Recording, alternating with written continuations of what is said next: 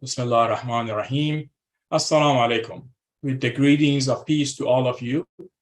On behalf of the Islamic Cultural Center of Northern California, I welcome you to today's debate program and thank you for joining us.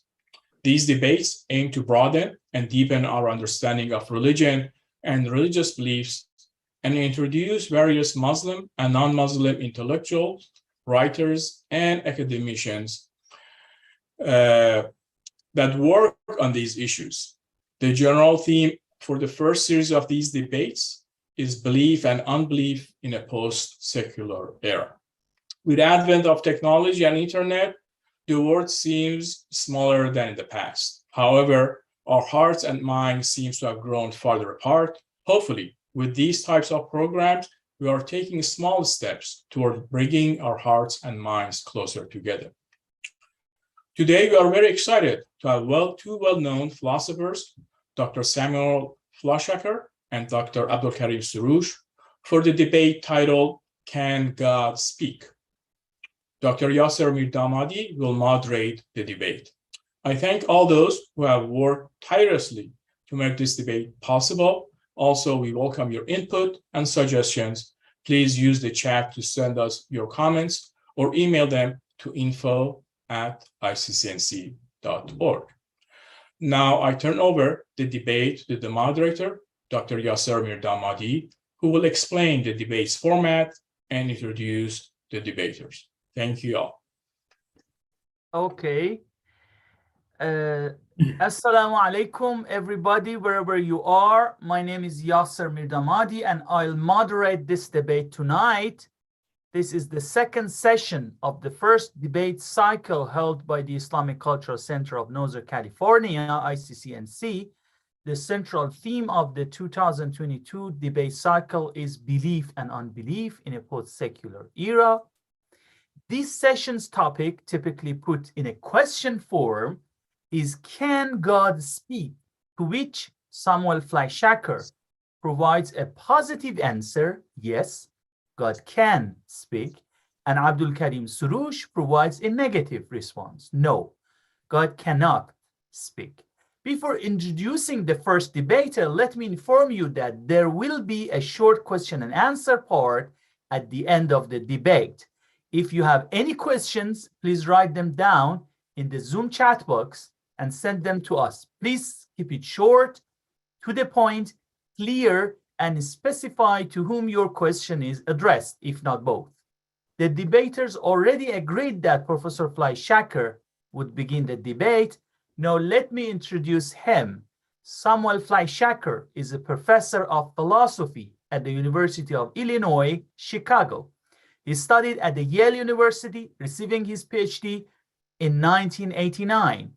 He works in moral and political philosophy, the history of moral philosophy, and the philosophy of religion. Among the issues that have particularly interested him are the moral status of culture, the nature and history of liberalism, the relationship between moral philosophy and social science, and the relationship between moral and religious values.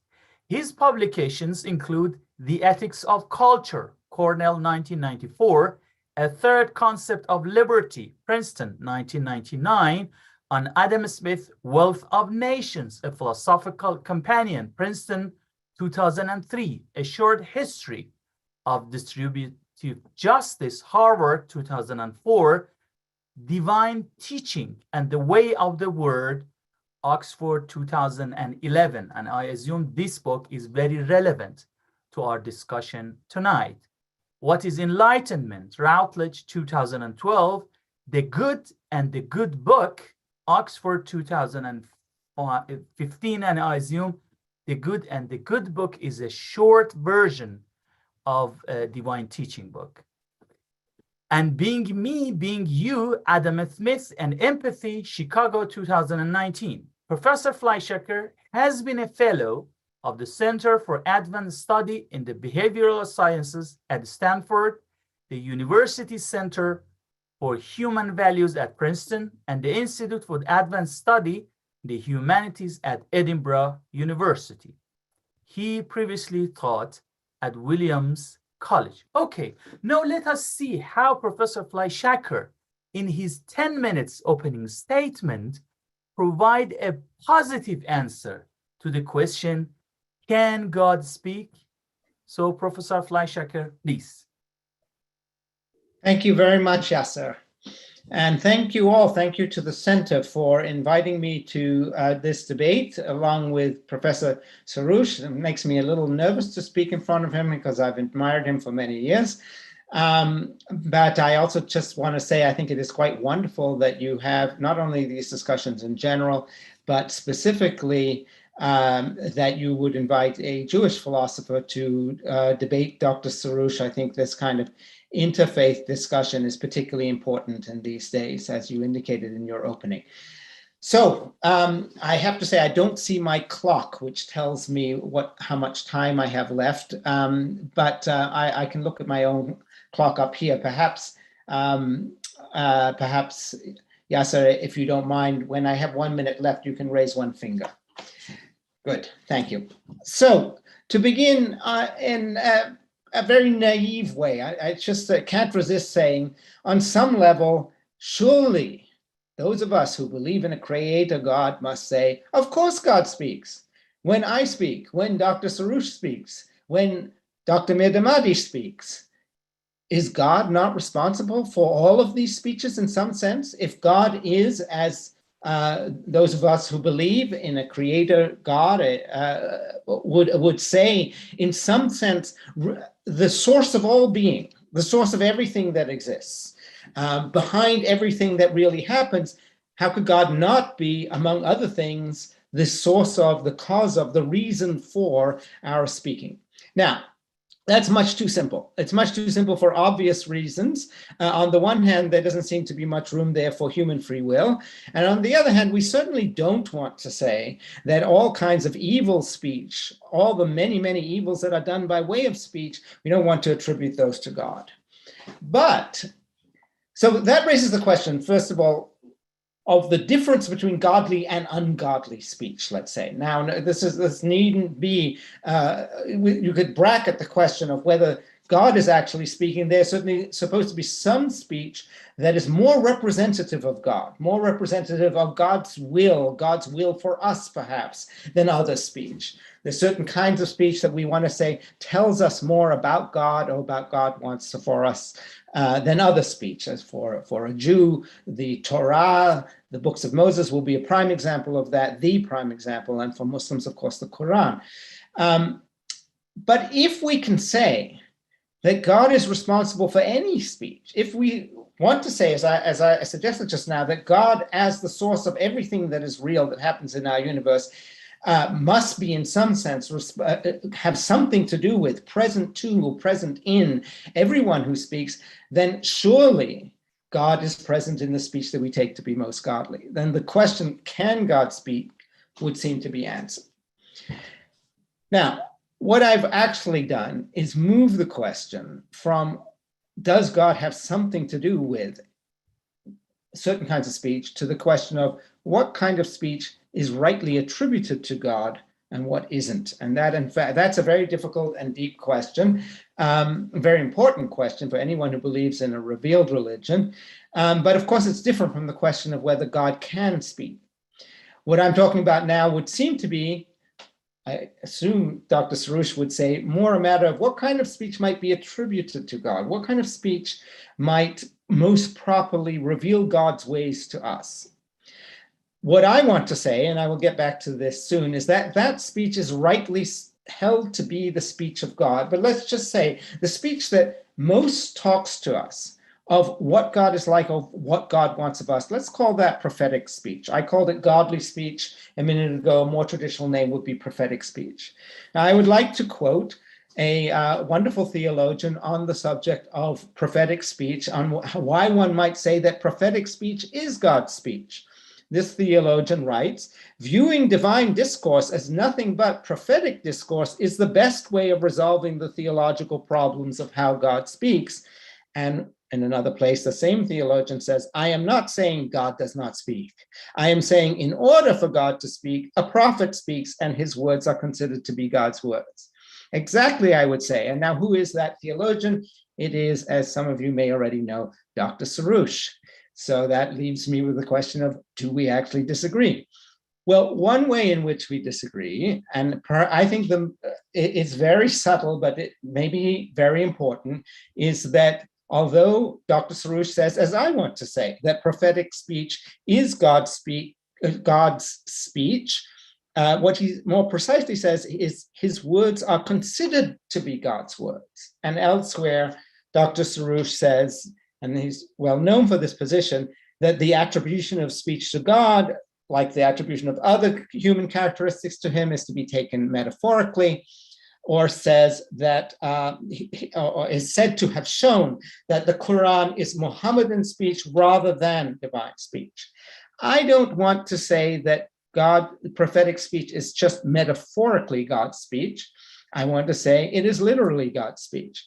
God speaks through human beings. I want to say it's not, I don't want to, obviously I speak more of the Quran than of the Torah, of the Torah than of the Quran. So the Torah is for me the model of what God's speech looks like. I want to say about the Torah that it's not just considered to be God's speech, it is God's speech. And I don't want to say it is Moses' speech rather than God's speech. I want to say Moses' speech is God's speech. Now, why say that? The background to my view is that, first of all, let me back up for a second. First of all, I should say, you might think, speaking of something as God's speech and then saying, well, this is human speech, which is God's speech. You might say, well, I don't mean that when I say, does God speak? I mean, does God as God speak? Does God as a separable being speak?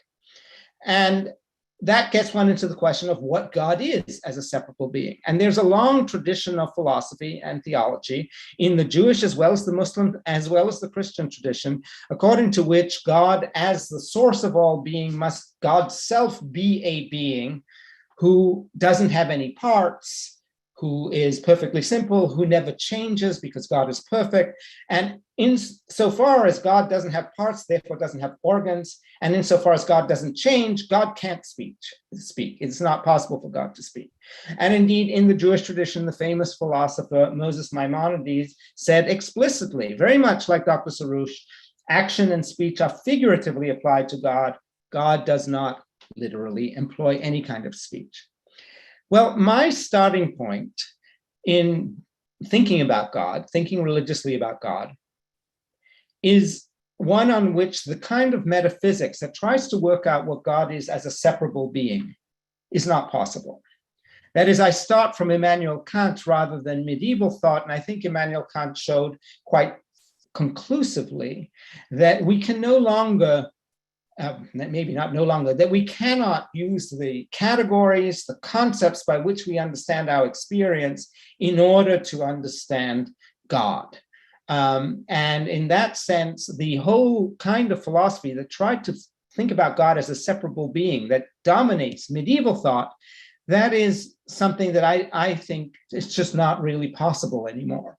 Maybe never was possible, I should say, or it involves a way of thinking about concepts and categories that we now realize doesn't really work. We can't make sense of God in the terms in which we make sense of natural things. Now, quite explicitly, even Maimonides himself says, existence does not apply to God in the way it applies to other things. Another way to put that, or the way I would put that, is we cannot speak of God as a being at all.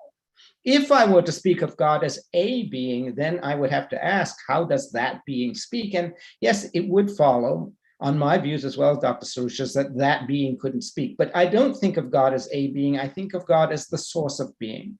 And again, starting from Kant, my reasons for believing in God do start from a moral point of view, a point of view that our ethical world, our way of living in the world, our way of having a good life would not make sense if there were no good being, in some sense, structuring the universe.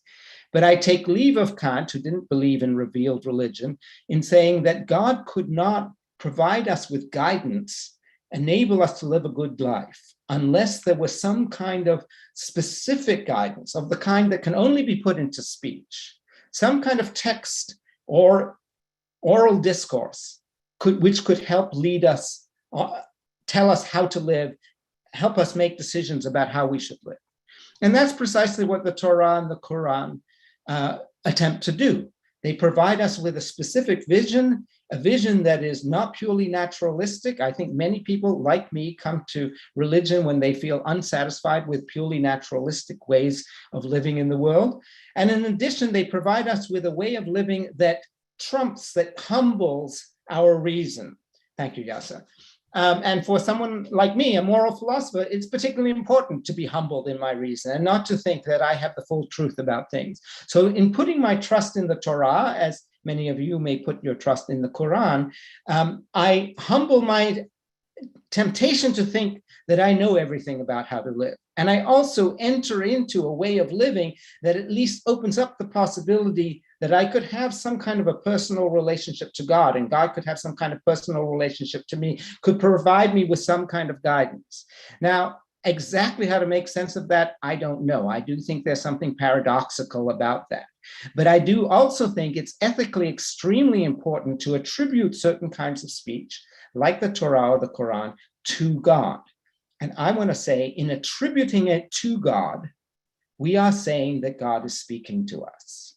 Not metaphorically, because if it was just a metaphor, what we would mean is we know what it would be for God to speak literally, and the Torah isn't it. God, Moses speaking or Muhammad speaking, that's not God speaking literally. But I don't know what it means for God to speak literally. So when I attribute the Torah, or you attribute the Quran to God, I think that is a way of saying that God speaks. And I'll just end with one point here, where again, I think Dr. Soroush and I actually come quite closely together, even if we disagree on many philosophical points. I think by attributing the Torah, the Quran to God, by attributing the text to God, we open it up. I've written before, it's an invitation to a fluid, ever-changing process of interpreting the text. If the text was just written by some guy who lived 2,500 years ago, or some scribes and priests who lived something like that, then why should I listen to them? They're human beings who lived a long time ago, or a prophet who lived even 1,000 years ago. If it was written by God, on the other hand, then what it means to me today is constantly in flux. And I think that is powerful, exciting, and ethically worth believing in. Thank you very much, Professor Fleischacker. If I followed you correctly, my mind was partially somewhere else, taking care of timer, but you provide us at least two reasons for your position. One is metaphysical. If God is everywhere, then God is able to be everywhere, also to have a linguistic presence or representation. And the second reason that you provide for your positive answer to the question, can God speak, was that because of moral reasons, we need to assume that God can speak, because that's the way to make a better sense of the universe and to be guided. Otherwise, Torah or the Quran would be an ancient text like any other text. So let us hear what and how Professor Soroush will provide a negative answer to the question, can God speak, in his 10 minutes opening statement. Professor Soroush, the virtual floor. Excuse me, one technical aspect, and that is, in order for you to see the timer, I sent you in the chat an invitation. So for Dr. Soroush and also Dr. Fleischacker, you should accept my invitation, and then you will see the timer on your screen. So just look at the chat and say approve the invitation, and then you see your timers. Okay. So also, are you going to introduce Dr. Soroush, Dr. Mirdamadi? Okay. You have not introduced Dr. Soroush. I forgot it. Thanks for reminding me. Professor Abdolkarim Soroush is one of the most influential thinkers of the Muslim world for his analysis of the relationship between religious and secular knowledge and authority. He's a former member of the Academy of Philosophy, Tehran, Iran.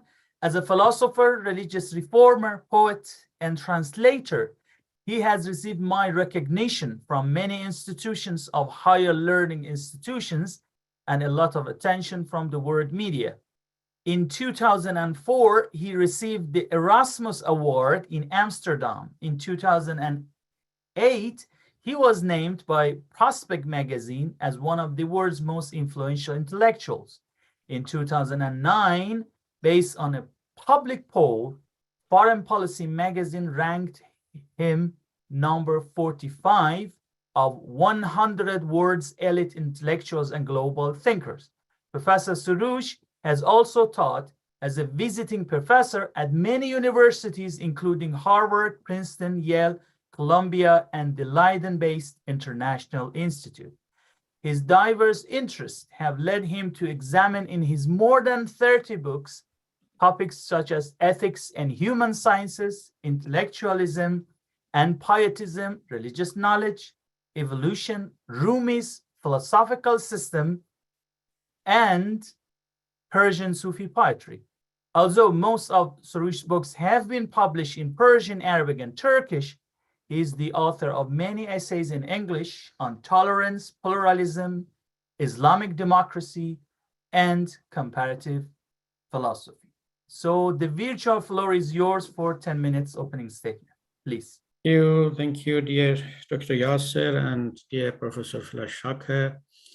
Actually, you reduced the amount of the trouble that I have to take in order to introduce my ideas. Actually, you already said my view about the God speech and can God speak or not. And so I should not repeat what you said on behalf of me. But anyway, let me start my talk in 10 minutes by saying that, first of all, in order to convince the believers that this is not an offensive question, I have to make them sure that there are things that God cannot do. It is not the case that since he is an omniscient and omnipotent, that he can do many things. I can give you some examples, such as, for example, God cannot steal because everything is his. And according to the definition, stealing means to appropriate, other people's belongings. Therefore, God cannot steal anything. God cannot be surprised because being surprised or becoming surprised means that you already did not know something. And then when you suddenly encounter, you will be surprised. So he cannot be sad and many things like that. Therefore, not everything, every characteristic, every attribute that we human beings have can be easily attributed to God. There are things that he can do or he can be, and there are things that he cannot do logically, and out of necessity, he cannot do it. So one of those things is exactly the question of this debate, and that is the speaking. I would like to argue that God cannot, logically cannot speak. And if we attribute the speaking to him, it can only be in a figurative way, in a metaphorical way.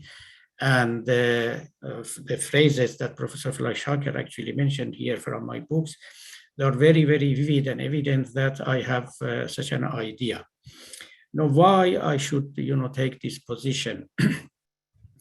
I think Professor Fleischacker also, this will come in the next round.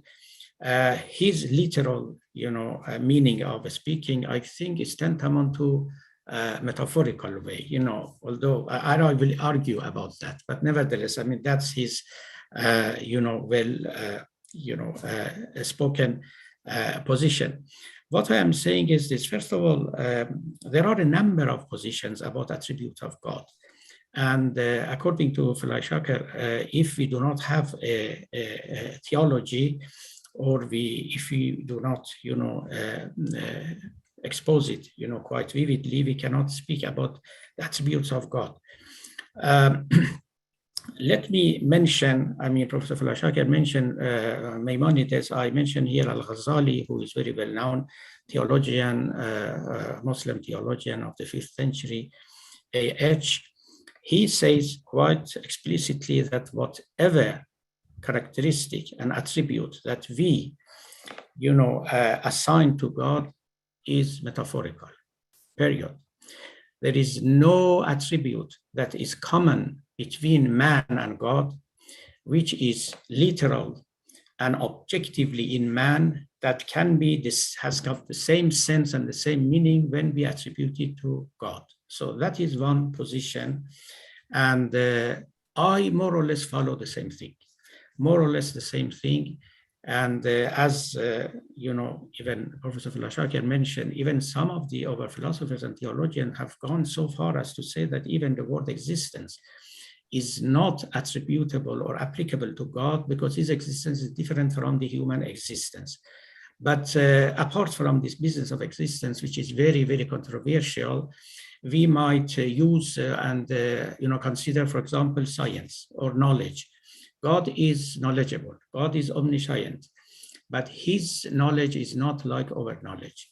And because our knowledge is conceptual, is propositional, whereas God's knowledge is not propositional, is not conceptual, because he does not have a mind.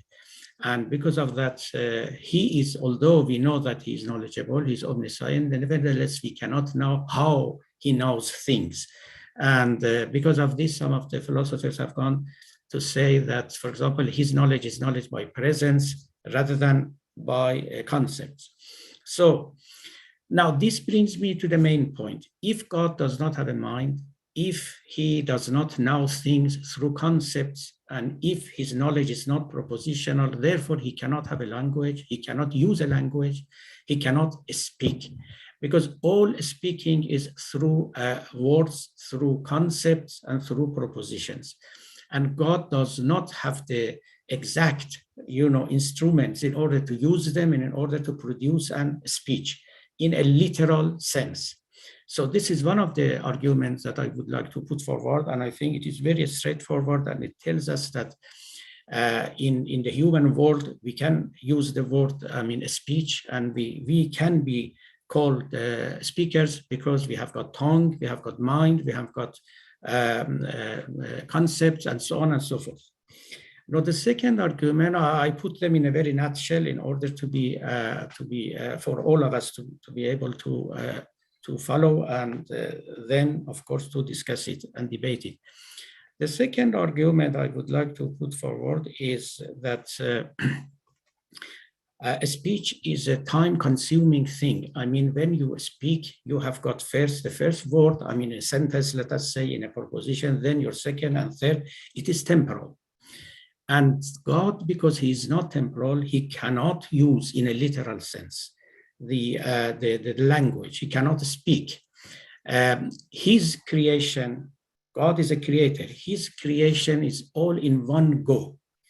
His creation has never been, continuous and, gradual.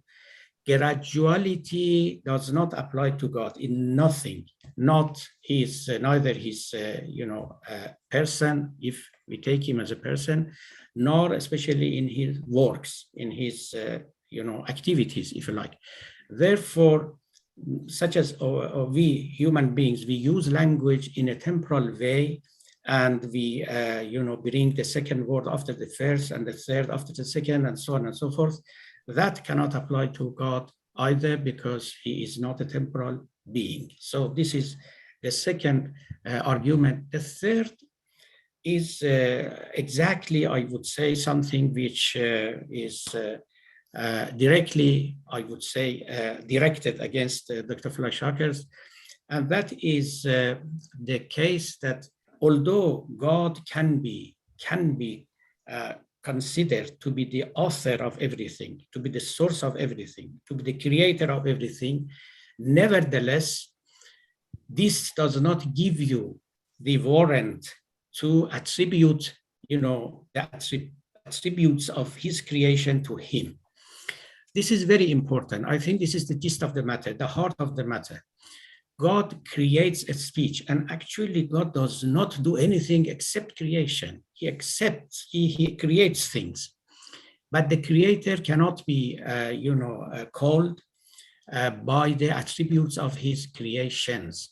Let me give you, for example, everything, as Dr. Fleischacker also mentioned, everything is created by God, such as, speeches which people make, and many other things. For example, shame.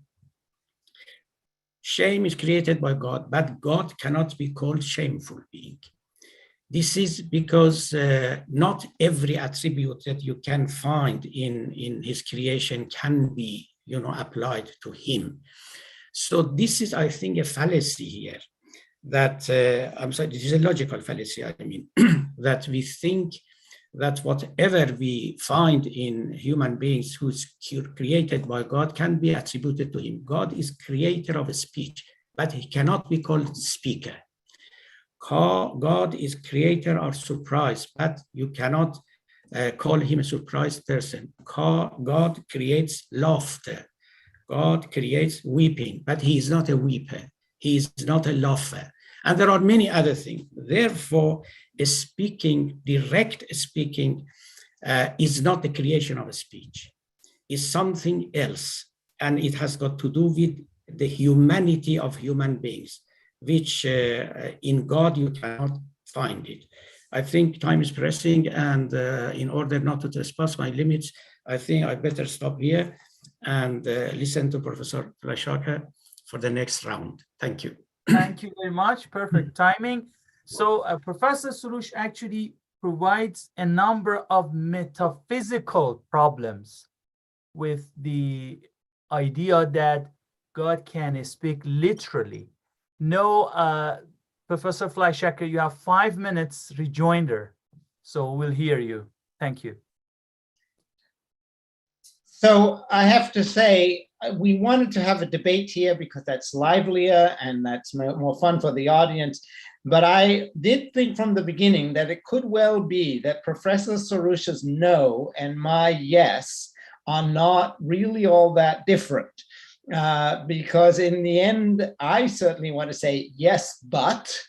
That is, say yes, but I pretty much agree with almost everything that Dr. Soroush just said. In some sense of God, literal speaking, the way in which a human being speaks, no, of course, God can't do that. And then I presume, and I think from what I've seen of Dr. Soroush's writings, to some extent, Dr. Soroush also wants to say no, but, in the sense that no, but certain kinds of discourse, certain kinds of speech, above all the Quran for him and for other Muslims, are more revealing of God, more godly, tell us more about God or something like that than other kinds of discourse. And of course, I want to say that about the Torah.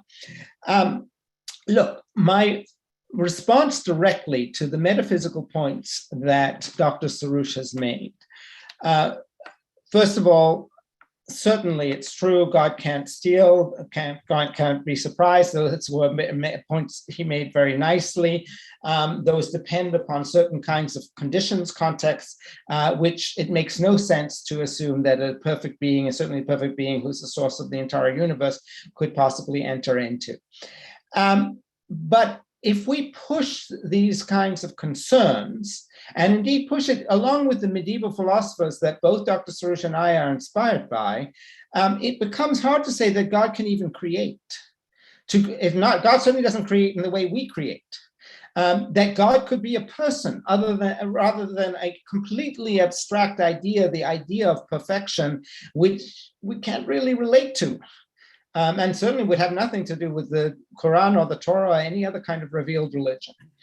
And my response to that kind of metaphysics as a consequence, not just in Dr. Soroush, but in my own great model philosopher Maimonides, is if we know that we can't know God's attributes so thoroughly that we can't even say that God exists, properly speaking. We certainly can't say that God knows. Not only does God not know like us, but given that it's not clear that it's only a metaphorical sense in which we say God knows, in which we say God has power. that in which we say God creates, in which we say God's person. If we have to go that far in negative theology, why not also say, how can we know that we don't know this? How can we even know that these negative descriptions of God are accurate? How can we know that this negative theology makes sense? And that's, as I indicated before, why I moved from metaphysical theology to ethical theology. And I see this is why, for me, Kant is so inspiring. And actually, I take the Danish Christian philosopher Søren Kierkegaard to be a kind of Kantian also, who's working in the same framework. If we're looking out from what makes sense of a good life for us in the modern world, certainly, it may be necessary, I mean, we believers think it is necessary, to posit that somehow the universe is receptive to goodness, shall we say, that there is some good source of the universe, and that's what we call God. And moreover, if we really want to say that in a full voice, then we also, I think, need to say that God somehow has a personal relationship to us. Now, for Christians, including Kierkegaard, that personal relationship takes the form of incarnation. I've seen in preparing for this debate that some people use for Islam the word in liberation. God becomes evident in a book. And that works quite well for Judaism too, because we have a different book, but it's the same idea that God is present in this book. And that's the piece that I really want to hold on to. And to say, hold on to that in full strength, I think, at least in an ethical voice, we need to say the book is God's word. It's not just a human attempt at grasping God's word.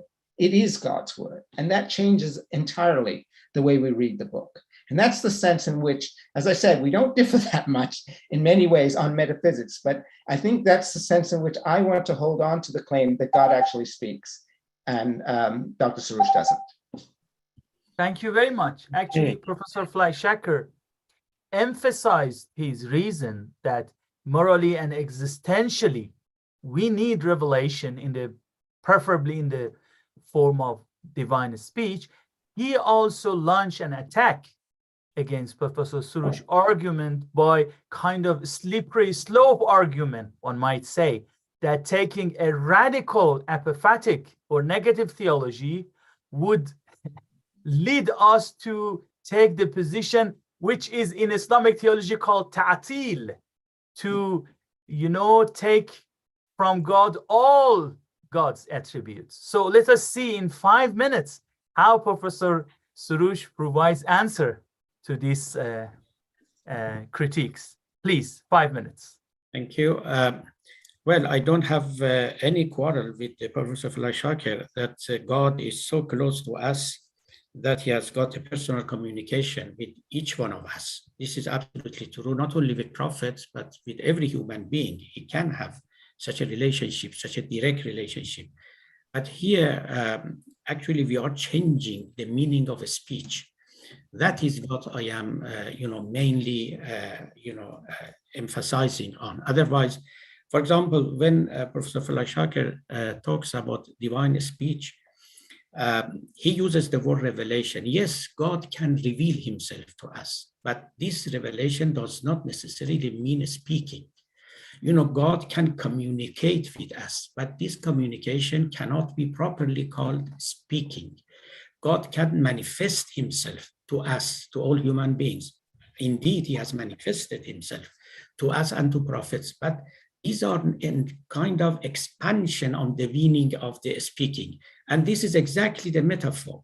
So when we use the word, or we claim that God reveals himself to prophet, God communicates with them, God manifests himself, these are all metaphorical meanings for the word speaking.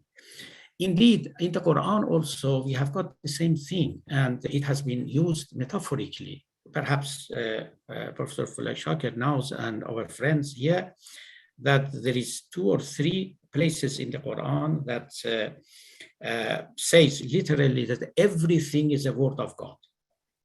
Everything is a word of God. And we know that it is quite metaphorical, because the trees and seas and the stars and so on, we do not call them words by any literal meaning, but in a metaphorical sense, yes, everything is a word by God because it manifests God. It reveals the existence of God, the purpose of God in creation, and so on and so forth. In that sense, yes, I know. But let me again, remind you that in the Quran, there is a verse in which mentions the names of so many prophets, including Prophet Muhammad himself, except Moses, and says that we revealed, we sent revelations to them, but at the end said that we spoke to Moses. So the speaking is quite, separated from revealing. This is very important, as if the speaking to Moses was literal, whereas the revelation to other prophets was, again, the speaking of God, but in a metaphorical sense. So I think the revealer of the Quran, be it Prophet Muhammad or God, has been quite, conscious of the problem that you cannot change, revelation for speaking and speaking for revelation. God can reveal himself in many ways and has revealed himself in many ways. But speaking is a particular way that has got a particular meaning in the human sphere. And that is the meaning that we cannot apply it to God except in a metaphorical sense and in a metaphorical way. That's why I am saying that in order to solve the metaphysical question of whether God speaks, we have to say that the prophets speak, and this is considered to be the God's speech. Otherwise, if we talk about revelation and so on and so forth, that is literally the case. And God literally reveals himself. God literally communicates with people. God literally manifests himself, and everything is a manifestation of God, and so on and so forth. Whether God is a person or a non-person, all these things are applicable, because revelation by God, by a God who is impersonal, is quite literal. Without, if he's impersonal or personal, that both can be correct. So that is one thing which I would like to mention. I am in language, I am Wittgensteinian, and it means that speaking means speaking in a human sense. If you want to apply it to God, then you have to peel it off and you have to make it naked, and otherwise nothing will remain at the end of the day, unless you choose a different school in semantics. You choose a different school in semantics, which is non-Wittgensteinian. And that is Al-Ghazali and many others who think and who say that the words are there to nominate the essence of things, rather than the things which we, in the sense that we use it in the human sphere. For example, according to Ghazali, light. Yeah, thank you very much. I'm sorry. Okay. Yeah, just very sure. Just conclude your sentence, please. Yeah. Light is not necessarily the perceptual light, the visible light. Light is something that enlightens. This is the essence of the word light. Therefore, God can be called light because he enlightens everything. But in a Wittgensteinian sense, no, light is light. In the sense that we use it, I am here using the Wittgenstein's doctrine, rather than Al-Ghazali, who think that names nominate the essence of things. And in that sense, of course, you can expand the meaning of speaking to revelation, to a manifestation, and so on and so forth. Thank you. Yeah.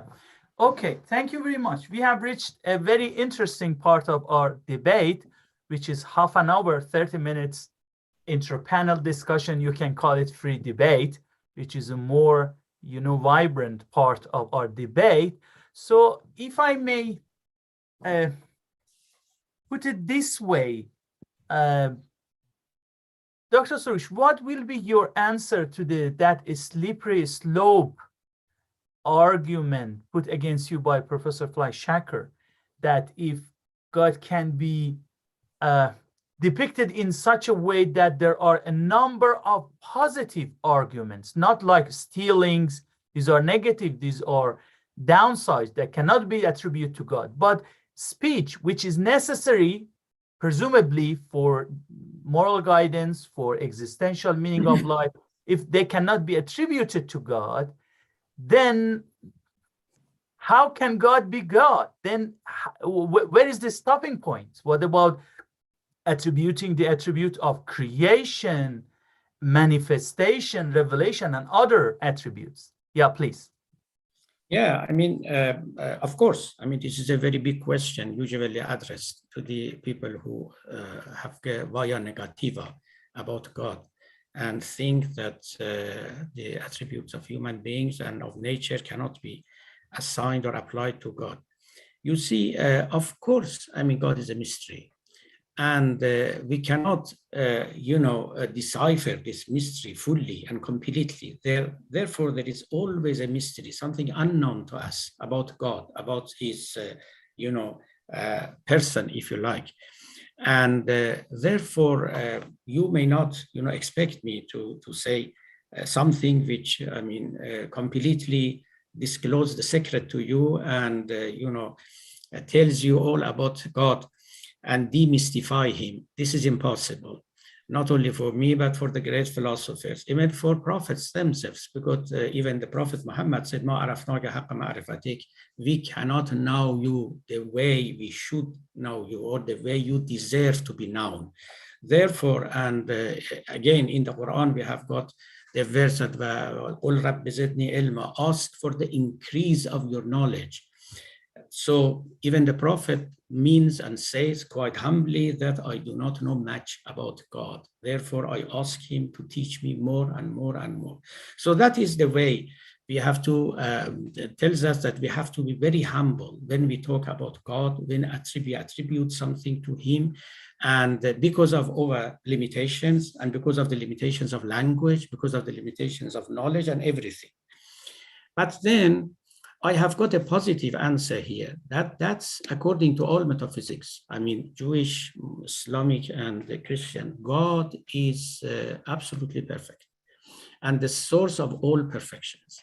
So whatever there is a perfection, if we agree upon it, it can be applied to God and can be assigned to him. If knowledge is a perfection, if power is a perfection, therefore no doubt that God is powerful, God is knowledgeable, omniscient, and so on and so on, in his own way, Always we have to add this proviso that in his own way. And this is actually the way that all philosophers use it, كما يليق بجنابه, as he deserves it, as is applicable to him. And without this, we cannot, be absolutely correct about him. Therefore, I think on the one hand, we know that he's the most perfect being and all perfections are due to him, come from him, emerges from him. And on the other hand, we know that we cannot talk much about it. Here, actually, two things must be separated from each other. Whether God is the source of all perfections, whether God actually has all perfections. In the one hand, yes, he is. But on the other hand, how much we can talk about it, how much we can conceptualize it. The conceptualization, of course, is always defective, always deficient, and we cannot be 100% sure that we have got a perfect description of the perfectness of God. Therefore, the separation should be made here between the over-conceptualization and, putting it into language, and on the other hand, the perfection of God himself. Yaser, do you want to ask me a specific question, or should I respond to things that... Yeah, please, go ahead. Yes, please. So I have some thoughts about what Dr. Soroush just said, but I'd like to go back to his rebuttal statement a bit. And we're not going to be able to settle this completely here, I think, but I want to think about what it means to say that speech is metaphorical. In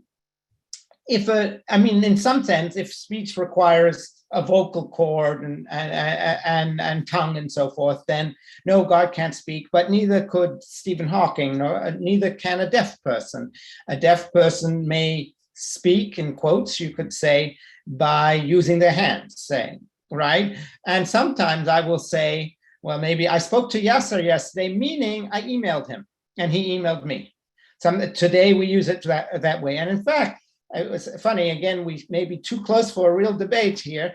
I'm a Wittgensteinian, that's very much one of my orientations in philosophy. And I think, therefore, of words, the meaning of words is given by their various contexts, and I stress the S, the plural, language games, as he would say, again in the plural, of their use, which is to say, words mostly, very often, have different meanings in different contexts, used in different language games. So until very recently, I don't think we would have said, I talked to somebody when we meant I wrote something by email, or by text. But by now, that's become so familiar. It is a new, I think, quite legitimate language game. And I think if a deaf person uses sign language, we quite straightforwardly say that they're speaking.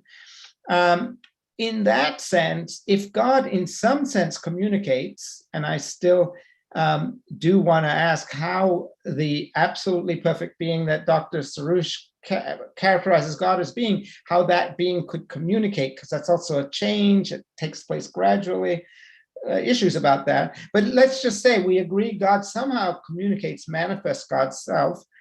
Why should that not be one of the language games in which we can describe God as speaking?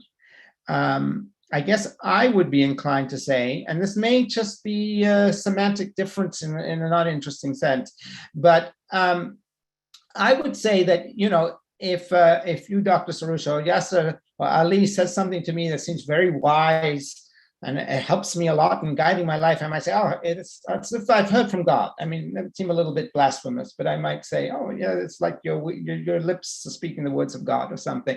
But I'd mean that metaphorically, as opposed to when I read the Torah. What's the difference? I treat the words of Torah as above me, as something I have to interpret rather than change. I treat your words, however wise, as something that I incorporate into my own reasoning. So in that sense, I'd want to say your words might only metaphorically be God's, while Moses's words, Muhammad's words, are literally God's. What I want to stress right now, and what I'm curious about your reaction to, is why not say it's God's speech if it is any kind of God's communication, given that we already use speech in the Wittgensteinian way that you and I both accept in many different ways? Why not say when we're talking about God's communication, that's speech, even if it doesn't come through sound? Well, that is exactly what I call it metaphorical. I mean, the same slippery slope that you put to me about the attributes of God and the via negativa, it applies to you now, because you are actually, to some extent, are blurring the borderline of the metaphor and the literal meaning. Virtually, by expanding the meaning of speaking and applying it to communication and the rest, virtually you are telling me, and I quite agree with you, but you would like to call it literal and I would like to call it metaphorical. Here is a little bit, I'm not sure if it is just a debate on words or on the real thing, because I don't have any disagreement over the issue that God can communicate, God can manifest himself, God can, in your sense, can speak. But that, I think, in a Wittgensteinian sense, cannot be called speaking. For example, if you go back to the debates between, very well now that the Ash'aris and Mu'tazilis in the Islamic traditional schools of theology, their debate over whether God can speak or not exactly, was about this point, that the literal meaning of speaking cannot be attributed to God. Whereas when you expand the meaning and you take everything as the word of God, then of course, I mean, everything is a speech of God and tells us something, and we can, draw some meaning out of it. For example, when you look at stars in the sky, you might say that the stars are talking to me. You might call this as a literal speech. I cannot. And so here, as I said, the boundaries are blurred here. And that's how... And look, you might be right that we're only differing in words. That's why I said this might be semantic difference in an uninteresting way. You want to call it metaphor, I call it literal. There's not that much different. But I mean, and maybe we should get off this. Sorry, your literal is my metaphor. I mean, yes, so yes, my metaphor is not your literal. But let me just quickly, one of the things I just asked you, would you say that deaf people using sign language are speaking, or that when we use texts or emails that's speaking, or do you want to say literal speaking doesn't include that either? Oh, it depends. It depends on the convention of the speakers of the language. If that convention actually is well spread and well accepted by the speakers of the language, then of course it would be a literal meaning of the word. Otherwise, then why can't there be conventions according to which if a piece of discourse is supposed to be absolute and beyond us revealed, then that we call that God speaking? Oh, yes. So then you are bringing the semantic view that the words are there for the essence of meanings rather than for the things. You said the essence of speaking is communication. The essence of speaking is manifestation. And therefore, somebody who does not have the chords and can speak through instrument, then he is really speaking because the essence of speaking is there. Here, you are not Wittgensteinian. No, Here, but I'm saying the conventions that we use, and this is Wittgensteinian, in a particular language game could be such that we call that speaking. Not because that is to say, because it resembles, because that kind of communication resembles what goes on when you and I speak, some people might say, okay, that's a perfectly fine language game. We'll call that God's speech. What would be wrong with that? Well, I would say that it's a new convention. In the past, you did not have such a convention. In the past, you did not have such a convention, and therefore the debate was a real debate. Yeah, But sorry, now can I interfere? Yeah, Professor, can I interfere? Yeah. Because, at the beginning, you said that there is a metaphysical problems, and now the problems comes down to a kind of different conventions. How do you characterize that? Are you asking me or him? Yes. You're asking me. Yes, it is a metaphysical, but it has got a semantic, aspect as well. Now we are, in a slippery slope, if you like. Now we are on the ground of semantics. Exactly, this is where I would like to clarify, over differences. If you think, Professor Fleischacker uses the different language games, which is quite okay. I don't have any quarrel with that, but these are human conventions, and such a convention did not exist in the past. Such a convention, unless you take resort in the essential meaning of the word. You say, okay, using any symbol in order to communicate means speaking. And I think this is your position now. And this, I take it as metaphorical. You may name it as a language game, a different language game. That doesn't, change the essence of the question. Yeah. I see what you're saying. Look, I was appealing to new language games myself, texting, email, and so forth. Yes. And maybe we need new theological language games. But let me just go back for a second, because I found it very interesting to the Quranic verse you cited. There is a bit of a parallel in the Torah in that it says about Moses, God spoke to all other prophets, through a dream or a vision, but spoke to Moses face to face. So it's a little bit different, but there's certainly a notion that the communication is different to Moses, right? And more direct, whatever that means. Now, in the Middle Ages, again, I'll turn to Maimonides. He's not the only one who says this, though, but in Jewish thought, he's probably the best figure, partly because he engaged with Muslim theologians so much. He doesn't seem to have believed literally that God speaks at all. I was quoting him before, saying very much what you say. Only figuratively can we say that God speaks. So he looks at the verse. It says God spoke to Moses directly, face to face. What does he do with it? Well, in the famous passage in his commentary on the Mishnah, which is about the prophecy to Moses, he says, first of all, he says, in a metaphorical way, God spoke. That may be directed at a popular audience who would be too upset if he said God didn't speak.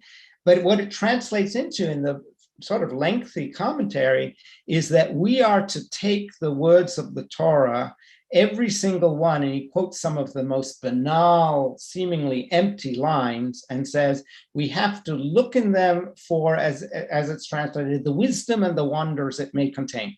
That is the divine wisdom it may contain. So I'd suggest that he does already have a nascent sense of a different language game in which to say something is God's speech means it has to be taken extremely seriously and has to be taken as wisdom beyond the human rather than anything literally like. So that's to say the language game I'm talking about may not be totally new. Well, okay, that's a good example. Let me remind you, of course, you need not a reminder that in the case of Moses, the burning bush was speaking to Moses. So it was not that direct. Still, right. It was indirect, okay? So if you would like to call an indirect communication a direct speech, then it's up to you. But I don't think that it is a direct speech. It was indirect. Yes, for other prophets, of course, and this is very explicitly said in the Torah, that God spoke to them through their dreams, all right? So this is very explicit that it was a dreaming, which is called God's speech. And that is, again, metaphorical. But in the case of the Moses, of course, it was an indirect. I don't disagree with the indirect speech of God. I do not disagree with the metaphorical speech of God. Here we are actually talking about the direct, literal speaking of God. You know, your policy and your strategy actually is to expand on the meaning of speaking, on the meaning of speech. This expanding is not actually, your way is not just to bring in the essence of the meaning, but the language games. But I would say that they come more or less to the same thing. And you are actually, by expansion, you bring in, perhaps here is a little bit Donald's, who is this philosopher, British philosopher, who talks about metaphors. Davidson, Donald Davidson. American. Yes, maybe this is a little bit close to his position about metaphors. That, but anyway, as I say, maybe my meaning of speaking is a little bit too narrow. And your meaning of speaking is a little bit too vast. But you have to find a middle way here, a middle position here to bring it together and to make us closer to each other. Yes. Yeah. But still, I think that if speaking means using words and propositions and statements in this particular sense, God does not speak. I think you are with me or not. I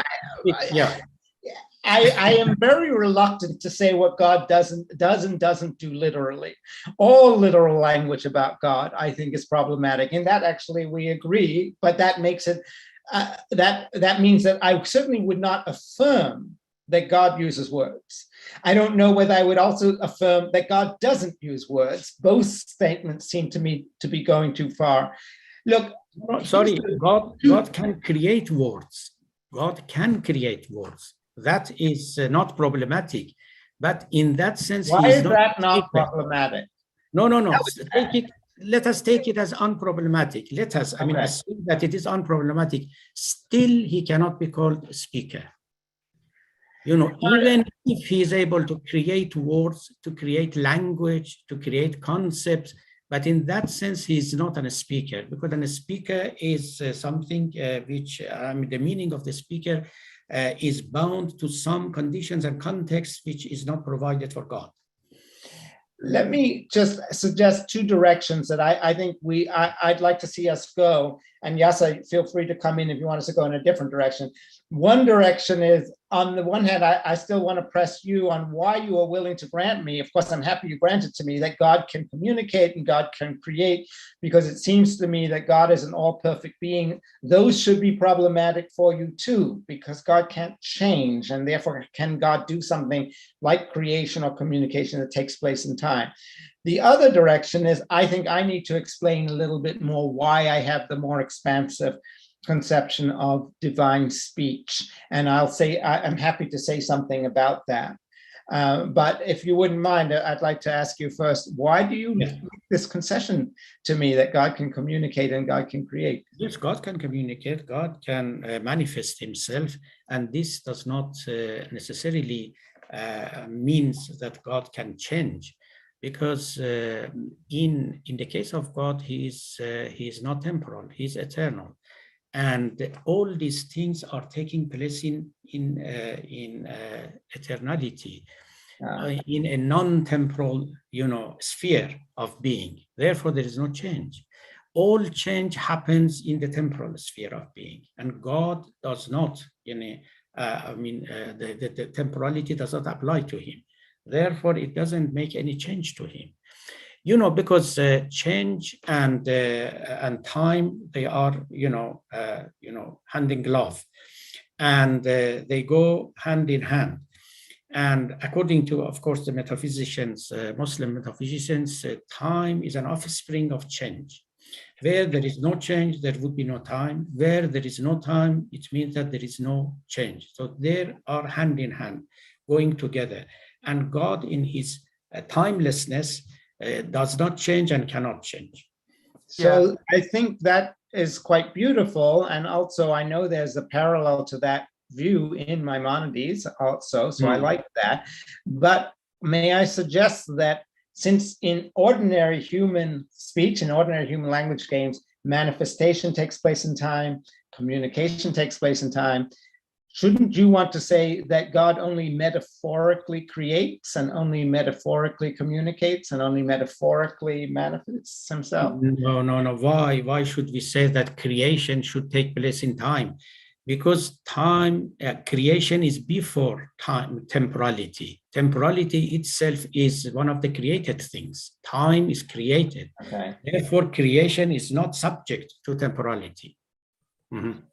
And the same for manifestation and communication? Yes, indeed. Yes, the same for that.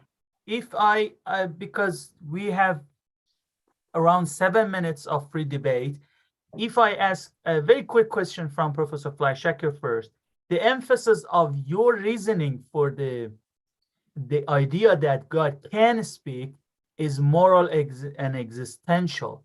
And I was wondering if that leads your position towards a kind of pragmatic argument for the possibility of divine speech. And one might wonder, do you take it, or do you consider it as a kind of epistemic argument? Because if it is purely pragmatic, so the epistemic likelihood of the truth of divine speech is not established. Or you might say it's moral and existential, but if you're moral realist, which I don't know if you are, then it at the same time pragmatic, and it also has epistemic value for the position. So very quickly, how do you characterize your argument? Good. Let me try to answer that in two different ways. First of all, in some sense, yes, it's my position you could characterize as a pragmatic one, certainly as an ethical one, in the sense that, and this is what I was going to say before, if I expanded on why I have the expansive notion of divine speech. I'm mostly arguing with other Jewish theologians who want to say that the Torah and a fortiori all other Jewish prophetic writings are just human, and they're attempts by human beings to understand God. They're not divine. And that allows us today to rewrite them, to take the parts we like and not take the parts we don't like. And I think down that road goes the end of any revealed religion, and certainly of Judaism. I think it's very important to hold these above us as something we have to struggle to find their true meaning for, rather than to rewrite them with our own reason. And that is to say, I'm pushing one kind of language game about these texts, as it were, against another. And I push it for ethical reasons, ethical/theological reasons, that is, at least ethical/religious reasons that have to do with what the religion would look like, I think, if we just say, oh, it's only human. But to say that this argument is pragmatic, it serves ethical purposes, as opposed to metaphysical, that suggests that I have a metaphysical view by which I know what it would be for God literally to speak, and the Torah isn't that. Or I know what it would be for God literally to speak, and I know that God cannot do that. That, I have to say, does seem to be Dr. Soroush's position, and that's a position that relies on a much more substantial metaphysics than I am willing to accept. That's to say, I mean, coming out of my Kantian heritage here, and Wittgensteinian, I don't think we can settle those kinds of questions. So at least, let's put it just in my own personal terms, I have no such metaphysics. It's not like I know what the literal meaning of God speaking would be, and I have to say that's not possible, and then I'm just pushing a notion of God speaking because it's useful. No, I'm saying I have no idea what God speaking could possibly mean, other than attributing certain kinds of human discourse to a divine source, saying when Moses spoke, it wasn't Moses.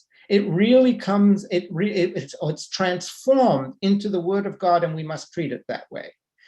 And in saying that, it's not like there's a contrast that I'm hiding, as it were. This is fully what I believe. The ethical claim that I'm pushing is, I think, I also would argue, the only way of making good sense of what it is for God to speak. Yeah, thank you very much. And Professor Soroush, I also have one question. Is it fair to say that according to your theory of divine speech, there is no such a thing as a special revelation? Of course, according to your position, general revelation, manifestation of God in knowledge, in creation, in beauty, in art, in everything, in the good, is of course possible and even actual. But what about special revelation? What about like me talking to you in private rather than me, publishing a book and you read it? So in this case, I'm God, you are the prophet. So and a special revelation, it's quite simple. A special revelation means a special dreaming. You have got your own dreams, I have got my own dreams. So this can be a special revelation to me, not to you, and yours is yours, not me. So inspirations, such as, for example, you have got some inspirations that I do not have, and vice versa. So it means, for example, Prophet Muhammad had some inspirations, and he was, again, in order to make my position closer to Professor Fleischacker. First of all, a very small question. Do you think that the burning bush was God who talked to Moses? Because you always using, for example, the prophet, when Muhammad speaks, when Moses speaks, it's God himself who is speaking to us. Okay, suppose that this is the case. What about the burning bush? Is that still the case for you? It was the words of God coming from the burning bush, or there you might have a different position. So this is one, my question. But then I have got a comment here on what you said. Yes, in Islamic Sufism, they actually say more or less the same thing as you say. But of course, in on the basis of some very different metaphysical foundations. They say, for example, Al-Hallaj, whom you know probably, and he was one of the great Sufis who was hanged because of his, declarations. And one of the sayings that he said, and because of that he was accused and then executed, was, "I am God." He said this repeatedly, and he was, considered as an apostate and, who deserved execution. Now, the defenders of his position, later Sufis, came exactly to the same position as you mentioned. Of course, yours is very much more expansive. They said he was not Al-Hallaj who said, "I am God." At that moment, God was saying, "I am God." God was saying through him that I am God, you see? So there is such a position. This is actually my position. My position when I say that the prophet is imbued with God, with divinity, when he talks, when he tells us that he is now telling us and reciting us the revelations that come to him, because God is not outside him. God is with him. And we are running. Sorry to interrupt. We're running out of time. Most of the time, people think that God is there, and then he communicates to us. Whereas when we change, this view, and God is with us, God as us, and God is inside us. Therefore, there is no much difference between the outside and inside. And then when the prophet speaks, God is speaking directly to us. Professor Fleischacker, very, very short answer, please, because we are running out of free time. Please. Oh, no, I can incorporate anything further I want to say into the final speech. Go ahead, straight to that. Yeah, okay. If that is the case, thank you very much. So we have reached the end of our interpanel or free debate. Now, Professor Fleischacker, you have 5 minutes for your concluding statement. Please. Okay, great. Thank you very much. I found the exchange back and forth very valuable. And I would also say, as we've known from before, our positions are not that far apart. Let me say something a bit about the burning bush, because I think it's a very nice example. Obviously, I have no idea what happened there, if anything happened, if it's based on anything, but there's a wonderful opera by the great Jewish composer Arnold Schoenberg called Moses and Aaron. And it begins with the burning bush. And in his picture of it, Moses is sitting there looking at some burning bush, and he's thinking, inconceivable, perfect, wonderful, incommensurable being. Schoenberg has him utter almost incomprehensible metaphysical words in response. Well, that's not a bad picture. If I try to make sense of it in a more or less naturalistic way, I can easily imagine there was some kind of shocking, surprising moment. Maybe Moses was looking at a bush that was surprisingly burning without seeming to get burned up. That's the language there. And it leads him into some thoughts about God. And those thoughts might be the beginning of a mission. And perhaps what we want to say is that the thoughts, as recounted in the Torah, they are the thoughts that lead him to take on the mission of saving his people from slavery, that those are actually God entering into him in some form. There's a passage early in the Torah, which is read by Jewish mystics the same way. Jacob has a dream, he wakes up, and he says, literally, if you translate from the Hebrew, because there's an unnecessary repetition of the first person, God was in the place and I knew it not. So the mystics say, I did not know my I. A different speaker entered into me. So basically God spoke through me. That's a way of making sense of it. The thing is, somewhat to my surprise, Dr. Soroush and I fully agree that God can communicate, although I want to say that in some sense that has to take place in time, and Dr. Soroush doesn't want to say that, and that probably is a very important metaphysical difference. Ethically, and remember that's the framework through which I come to this, that is, I come to it through religious ethics rather than religious metaphysics. I want to say that the difference between us is not great as regards the status of our divine texts. That is what Dr. Soroush is not saying, which some of my fellow Jewish theologians do say. He's not saying that the Quran is not, in some sense, a manifestation of God or the word of God. I do think probably he takes it to be more fluid than I take the Torah to be, but that's a matter of degree. Both of us see the prophetic word as beyond ordinary human words, not something to be reduced to ordinary human words. And that's the impact of my saying, the implication, the main implication of my saying that God speaks. To say that the Torah is spoken by God, and possibly other texts to other people. My own view is the Torah is spoken by God to the Jewish people. It's God's speech to the Jewish people. There may be other speeches to other people, but that's to say there are texts, discourses that are divine in the sense that they have divine wisdom. They are rightly attributed to God and not just to ordinary human thinking. That's supposed to be the upshot of my claim that God speaks. Now, on the metaphysical level, I don't know that that leads me to disagree that much with Dr. Soroush, and in fact, we might characterize episodes like the burning bush, like later passages in the Torah in which it says God speaks to Moses, in a similar way.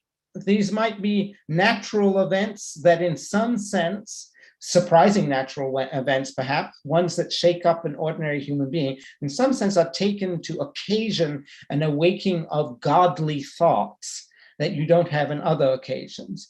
And in that sense, is it literally God speaking? Well, I want to say that. Dr. Soroush wants to say it's metaphorical. I don't know that that difference is so great. Especially if we can agree, and this is the main thing that I want to emphasize, that in the end, the speech is beyond the level of ordinary human wisdom, that it's a kind of wisdom above us, I want to say divine wisdom, that we have to wrestle with rather than simply translate as more of the same thinking that we can do on our own. Thank you very much. Okay, so let us hear the 5 minutes concluding remark of Professor Soroush before going to the Q&A, please. Yeah, well, again, I don't have much to say or much to add. I mean, Professor Fleischacker's words and what he said was quite clear about his ideas. I would like to add some comments here and bring to your attention. First of all, in the case of Moses, it's very important, and I have always thought about this difference between what is there in the Quran and in the Torah. In the Torah, as all of us know very well, when Moses asked God, "Who are you, who you are speaking to me?" And the answer of God is, "I am who I am." Okay, here in Hebrew. I am who I am. He did not use any concept. He did not use any concept. He said only as if he were a pure being. I am pure being. I am who I am. I cannot, call myself what I am. I am what I am. But in the case, exactly the same question, you have it in the Quran, and God to Moses does, according to the Prophet Muhammad, does not say, I am who I am. He says, I am the creator of the world. Rabbul Alameen. I am the creator of the world. This is a difference which we have to bear in mind, and which is very important, that the revelation to Moses was perhaps different from the revelation to Muhammad, because his was conceptual, linguistic, whereas the Moses to whom God spoke directly, supposedly, did not use any concept. So this means that there is a difference between two, and that difference actually comes up in the Quranic verse that God had revealed himself to all prophets, including Muhammad, except Moses, to whom he spoke directly. This means to whom he spoke not conceptually, that's in a way that is beyond conceptualization. So that's one thing. The second thing is, I would like to say from Ibn Arabi, who was perhaps by far the greatest mystic in the Islamic world, Islamic tradition. He says something which is close to what Professor Fleischacker, he says, when you are reading the Quran, sometimes you feel that the verse is directly speaking to you. Sometimes you feel this is the revelation of God to you. God there is revealing himself to you. You feel that you are the addressee of the verse. And this is exactly the revelation, he says, and this is exactly the speech of God. And that has got pragmatic values, as you might, and ethical values. And when you say that the speech of God is something which is beyond me, which I have to submit myself to it, which I have to think that it is coming to enlighten my reason, something which perhaps I do not understand, this is exactly what Rumi says, again, one of the great mystics in Persian. And he says, it is surprising, it is very surprising. Therefore, it's coming from heavens, because everything human is ordinary. And this is eternally surprising. So, qaribas. So all these things are come close to what you say, but nevertheless, I think, for example, Rumi was on the side of the Ash'aris, who thought that the speech of God is eternal, and none of them actually were on this side of Mu'tazilites.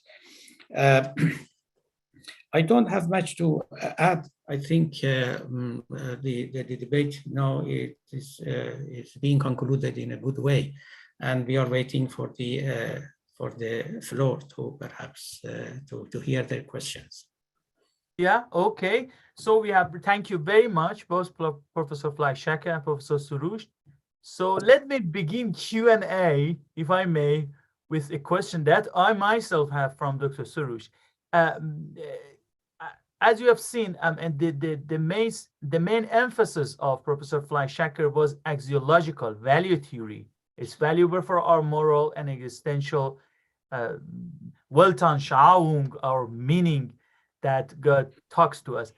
Do you agree, Professor Soroush, that axiologically, putting all these metaphysical supposedly problems aside, axiologically, do you agree that the direct speech of God would add significantly to our human life, to our value, I mean, regardless of, as I said, metaphysical problems? Well, I think there is not much difference between my position and Professor Fleischacker's position when it comes to the axiology, when it comes to the values. And the metaphorical, position, I think, has got an extra value, a surplus value, and both for the Jewish religion and for Muslims, because most of what is there in the Quran and in the prophetic tradition about the law, my position is that all this comes from the Prophet. And this does not come directly from God, and it has got all kind of conditionings, temporal conditionings, and the way the Prophet himself lived, and the society, and the culture, and the language, and everything. And because of that, actually, I do not make it eternal. I do not make it in such a way that it is a divine, eternally has come to us in order to be eternally applied in the life of people. So I think this is the surplus value of the metaphorical position of the speech of God. When you say that it's a speech of the Prophet considered to be the speech of God, it means that already a kind of humanness is embedded in the speech. It is not purely divine. Whereas when you take it as purely divine, then solving these kind of problems will become formidable. Yeah, thank you very much. So I have to mention that a number of questions put to us got answered already by the debater throughout the debate, but here are some questions. This one is addressed to both of you, please. What is your definition of God? Specifically, do you consider God to be personal or impersonal? Professor Fleischacker, you first, if I may ask you, please. Sure.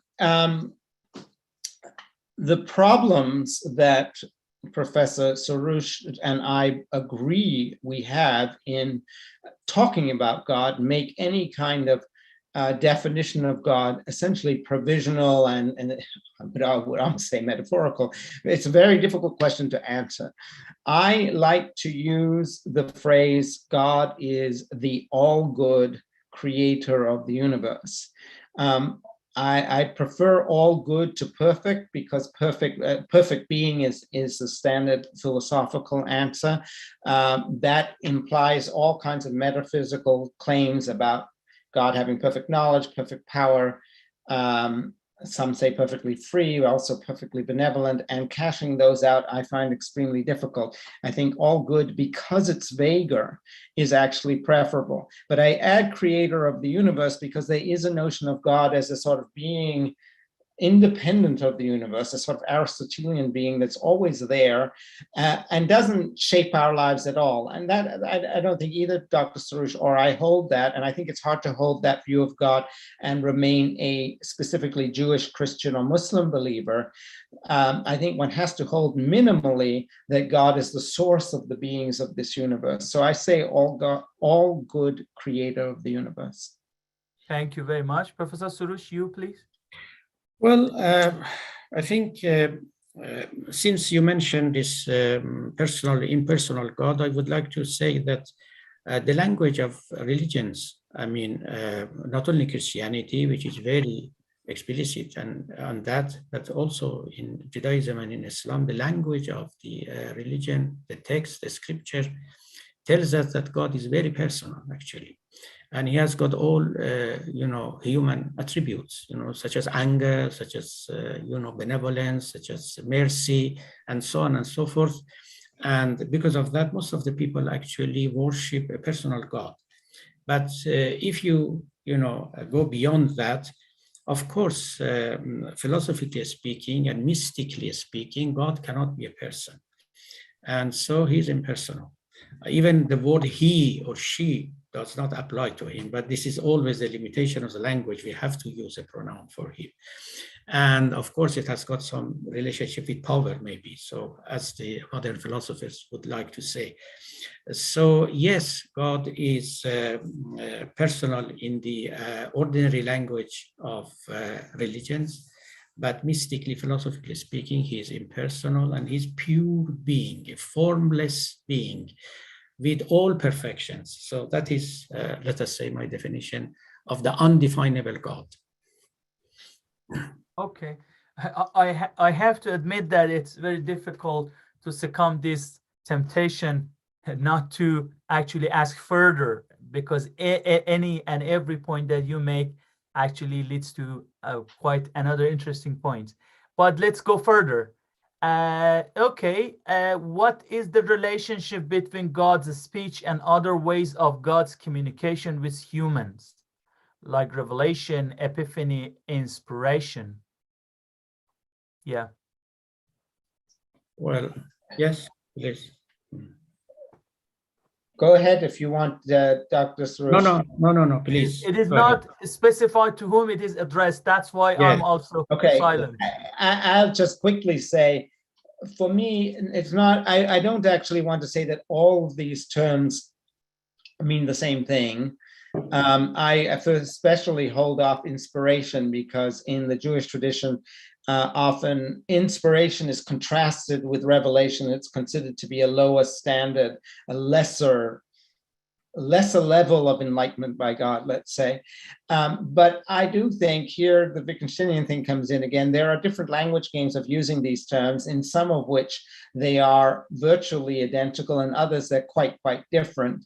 In the way I use the terms, God's communicating, God's revealing God's self, and God's speaking are pretty much identical. I certainly don't think there's a kind of God's speech that isn't by way of this revelation. I guess I would say that I use speech partly because it means that somehow whatever one receives from God or understands of God can take propositional form. And that means it can take, among other things, the form of commandments or laws. And in that sense, It's interesting to me, in my tradition, Dr. Soroush would be more of a Reform Jew than I am, to my left theologically. I do want to hold on to the sense that in some sense, although we agree that our sacred texts need to be fluid and need to be reinterpreted, in some sense, the Torah remains valid to this day. And it remains valid as a form of discourse, of speech, and simultaneously communication from God, manifestation of God, revelation. Yeah, we have only around 7 minutes time. So this is addressed to Dr. Soroush. How do you explain? Okay, language is it is not addressed to Professor Soroush, but I think it should be. Language is a human convention. Does God use that? Does God follow humans in their language, grammar, words and structure, and their semantics? If I wanted to radicalize the question, if I may, a little bit more, Dr. Soroush, what's wrong with God using human convention to convey his or her meaning? There is nothing wrong with that. There is nothing wrong with that. And actually he does it. But I repeatedly said this, that in that sense, he cannot be called a speaker. He is a producer of speech. He is a creator of words, but a creator of word cannot be called, properly speaking, a speaker. So that is my position. God can, for example, in your dream, let us say, somehow talks to you through words and the propositions and so on. But this is the creation by him. It is not speaking. On the other hand, God cannot have a private language. And these are, again, the limitations that God has to submit himself to. When God would like to speak to us, he should use the language, and he should observe the grammar of the language. And because of that, all revelations has got their limitations.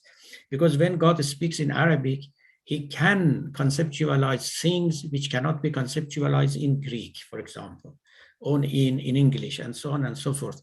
So these are logical limitations, which, if you like, can be, you might say that can be applied to God. But in my sense, all these limitations are being applied to the prophet, not to the God himself. Mm-hmm. Thank you. This is one of the differences between the metaphorical sense of the speaking and the real sense of the speaking. Yes. Thank you very much. So the next question is addressed to Professor Fleischacker. In a sense, I asked this question, but due to significance of this question, let me ask it again. He gave, Professor Fleischacker gave a pragmatic and utilitarian argument for attributing the speech of prophets as a speech of God. Russell's advice was to look for the truth, not the pragmatic values. What is Professor Fleischacker's reaction to this Russell's advice? So I should say I resist being called utilitarian at any time.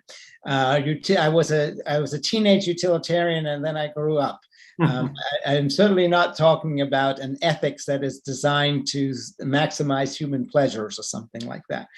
So to say that something serves ethical purposes does not mean to me that it is simply to serve purely humanistic ethical purposes. It's to say in some broad sense, it enriches our lives. It helps us approximate, come closer to the good of our lives, approximate the good, and where goodness is mysterious. And I think that's part of what it is to see goodness as God or as given by God. Precisely, there's a mystery to be uncovered here. However, all that said, I am giving what you might call ethical rather than metaphysical reasons for talking about certain kinds of discourse as God's word. But I take that itself to be a realist move.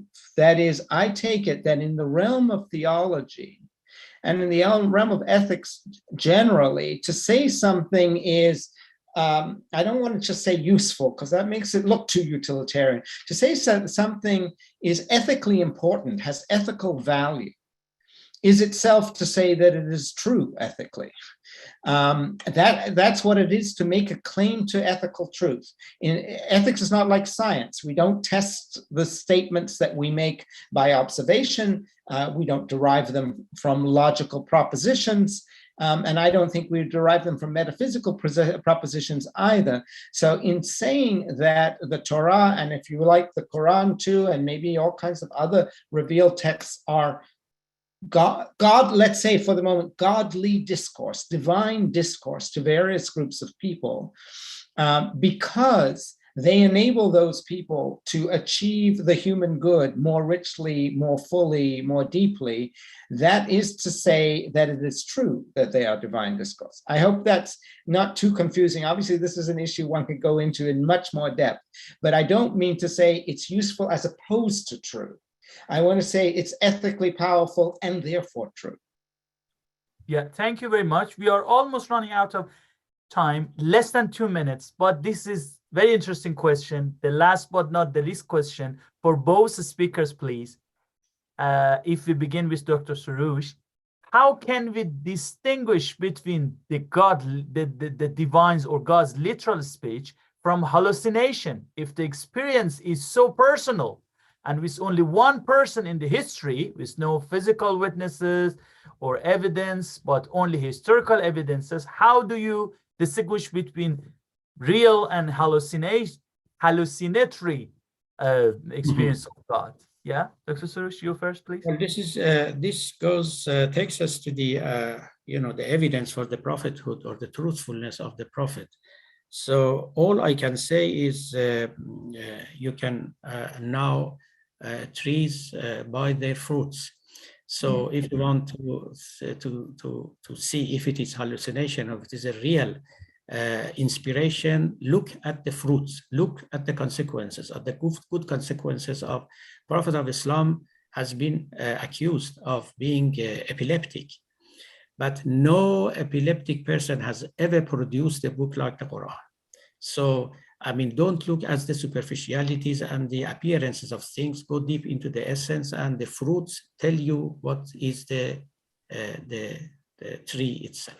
That's my answer. Thank you very much. Professor Fleischacker?